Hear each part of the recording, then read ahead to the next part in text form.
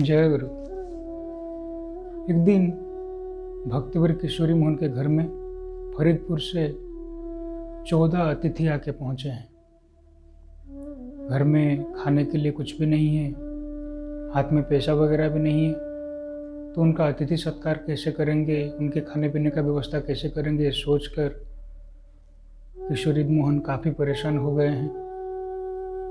क्या करेंगे क्या नहीं करेंगे ये सोचते हुए विषर्ण भाव से श्री ठाकुर जी के फोटो के सामने बैठे हैं, आकुल भाव से प्रार्थना कर रहे हैं और ध्यान में बैठे हैं।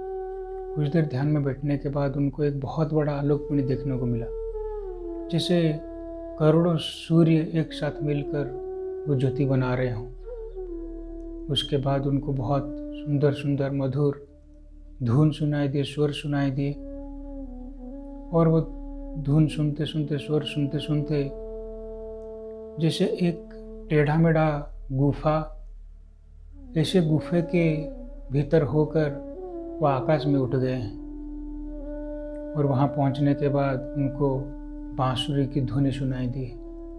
ये बांसुरी की ध्वनि सुनने के बाद उनका बाह्य ज्ञान चला गया है, वो अचेत हो गए हैं।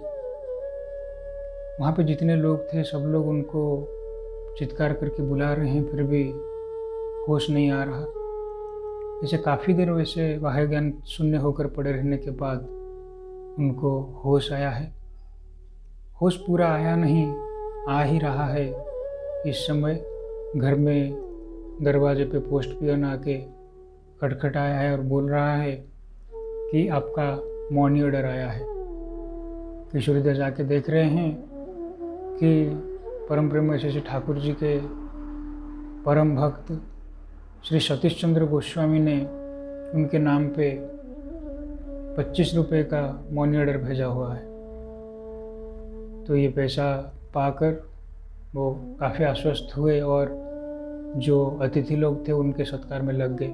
उनके सत्कार में लगे हैं। इस समय श्री ठाकुर जी आके उनके घर पे पहुँचे और पहुँच के बोल रहे हैं, क्या डॉक्टर मनी ऑर्डर मिला कि नहीं? तो किशोरीदा ठाकुर जी की तरफ देख रहे हैं, आंसू भरे आंखों से देख रहे हैं और खुशी से गदगद हो रहे हैं। श्री ठाकुर जी मुस्कुराते हुए बोले, सुन डॉक्टर, अगर आकुल भाव से बुलाएगा तो ज्योति दर्शन भी होगा, बांसुरी भी सुनाई देगी, पैसा भी मिलेगा, इसलिए अविश्वास ना करो। अभी ये जो पैसा मिला है ये खर्च करके अतिथियों का सत्कार करो, और जब तुम्हारे पास पैसा होगा यथा समय जिसका पैसा है उनको वापस करो। किशोरी मोहनदा ने गदगद भाव से भक्ति से श्री ठाकुर जी को प्रणाम किए और उसके बाद अतिथियों का सत्कार किया।